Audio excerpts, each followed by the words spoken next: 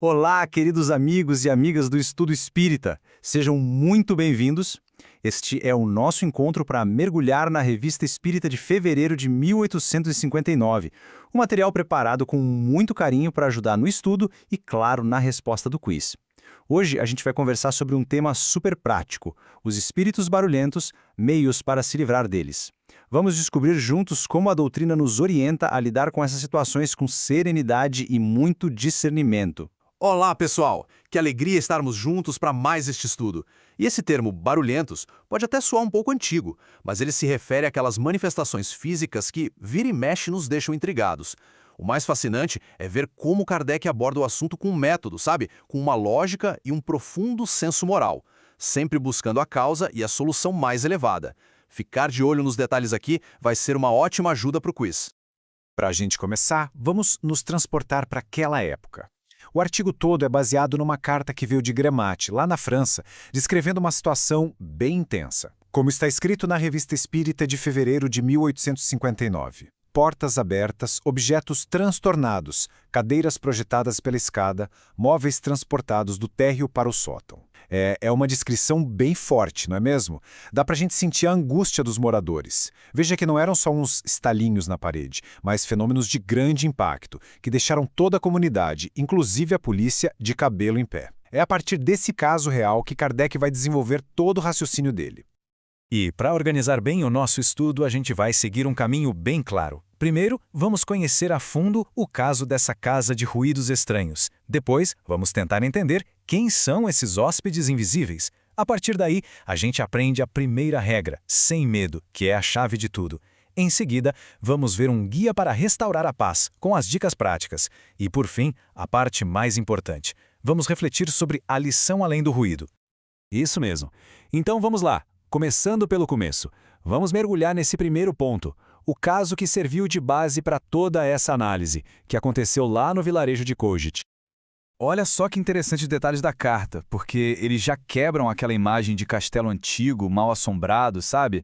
A gente está falando de uma casa nova, agradável, os donos eram descritos como pessoas boas, incapazes de enganar alguém e doentes de medo. Os fenômenos começaram sutis, com batidas e passos, mas foram escalando até chegar ao transporte de móveis, tudo em plena luz do dia e com muitas testemunhas. É um ponto muito importante, não é? Ver que as tentativas comuns de resolver, como chamar a polícia, na verdade só pioraram a situação. Isso já é uma grande pista de que a natureza do problema não era material e por isso pediu uma abordagem completamente diferente, baseada numa outra compreensão da vida. Exatamente. E já que o jeito material de lidar com a coisa falhou, era preciso um olhar diferente. É isso que nos leva ao nosso segundo tópico. Em vez de alimentar o medo, a doutrina espírita nos convida a analisar, a classificar racionalmente os fenômenos para a gente poder entender o que está acontecendo. Voz masculina. E a primeira definição que o artigo nos dá é fundamental para acalmar o coração. Quem são os autores desses fenômenos? Como está escrito na Revista Espírita? Sabe-se que espíritos de uma ordem muito inferior são os únicos deles capazes. Encerrando o trecho, a gente já entende que não é preciso se apavorar. Voz feminina, essa clareza já traz um alívio, não é verdade? Espíritos elevados, sérios, que trabalham pelo bem, não têm tempo para esse tipo de bagunça. Isso nos ajuda a dimensionar o problema. A gente não está lidando com um poder invencível, mas com irmãos nossos que ainda estão num estágio mais infantil da sua evolução. E por que eles fazem isso? O artigo vai além e classifica as motivações, o que é muito lógico. Alguns agem por pura diversão, por travessura mesmo, como crianças que se divertem com o susto que provocam nos outros. Outros, infelizmente, podem estar movidos por um desejo de vingança. Mas também existem motivações mais sérias. Alguns podem estar do jeito deles tentando se comunicar para dar um aviso importante. E em muitos casos pode ser um simples pedido de ajuda. Eles podem estar precisando de preces ou querendo que se cumpra algo que ficou pendente aqui na Terra. Ou seja, não existe uma causa única e por isso o discernimento é tão fundamental. E essa lógica toda nos leva direto para o terceiro ponto, que é talvez a orientação mais importante e surpreendente de todo o artigo. A primeiríssima regra é não ter medo. Exatamente. O texto nos dá uma analogia perfeita. Como está escrito na revista, eles são como crianças traquinas, que aborrecem mais aqueles que vêm se impacientarem e que metem medo aos covardes. Encerrando o trecho, a gente percebe que o medo e a nossa irritação são o combustível que eles procuram. Quando encontram isso, a brincadeira fica mais divertida para eles e a perturbação só aumenta. Pois é, este quadro aqui resume bem essa mudança de atitude que a doutrina nos propõe. O erro comum, o instintivo, é reagir com medo, pânico, impaciência e até recorrer a rituais formais como exorcismos, que, segundo o texto, esses espíritos acham até engraçado. Já a ação sábia, por outro lado, é a calma, a indiferença, até mesmo o riso diante das travessuras e, para todos os casos, a prece que vem do coração. É uma virada de chave completa na nossa reação. A calma é a nossa maior proteção, porque ela quebra essa sintonia com a perturbação.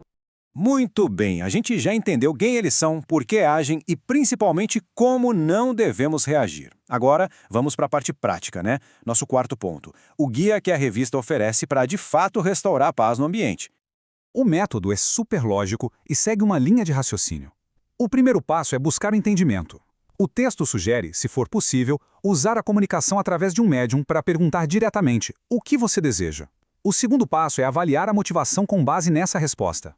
É um espírito brincalhão, um sofredor ou alguém com más intenções? E aí vem o terceiro passo, que é agir de acordo com essa motivação. Se for um brincalhão, o melhor remédio é não dar bola, a indiferença. Se for um espírito infeliz, a caridade nos pede para tratá-lo com compaixão e oferecer nossas preces. E se for um espírito malevolente, devemos orar a Deus por ele, pedindo que ele se melhore, envolvendo-o nas nossas melhores vibrações de paz. Isso. Então, para ficar bem claro, o artigo nos orienta a buscar o diálogo fraterno e a oferecer a prece sincera, que é a maior força que a gente tem. E também nos alerta para não nos deixarmos enganar por nomes impressionantes que eles possam usar para assustar, nem para usar rituais que, para eles, não significam nada. A força não está no ritual, mas na sinceridade do nosso sentimento. Exatamente. E isso já nos leva a uma reflexão importante que ajuda no quiz. Diante de tudo isso, o que o texto recomenda fazer primeiro? Se assustar, desafiar ou manter a serenidade? A resposta, claro, é a serenidade. E pensando nisso, qual o papel da prece e da elevação moral nesse processo? Elas são a nossa ferramenta mais eficaz, porque elevam o nosso padrão vibratório e nos conectam com espiritualidade superior. E assim, com essa compreensão, a gente chega ao nosso último ponto, que é o coração do nosso estudo. O fenômeno em si, o barulho, é secundário. O que realmente importa é a lição moral que a gente pode tirar dessas experiências. E aqui vem uma perspectiva que é fascinante. O artigo sugere que, às vezes, esses fenômenos, mesmo sendo executados por espíritos inferiores, são permitidos ou até incentivados por espíritos mais elevados. Mas com qual objetivo? Chamar a atenção dos mais céticos para a realidade do mundo espiritual. O barulho, nesse caso, serve para despertar a consciência para algo maior. E mesmo com toda essa explicação sobre o mundo espiritual, o artigo termina com uma recomendação de extrema prudência e bom senso.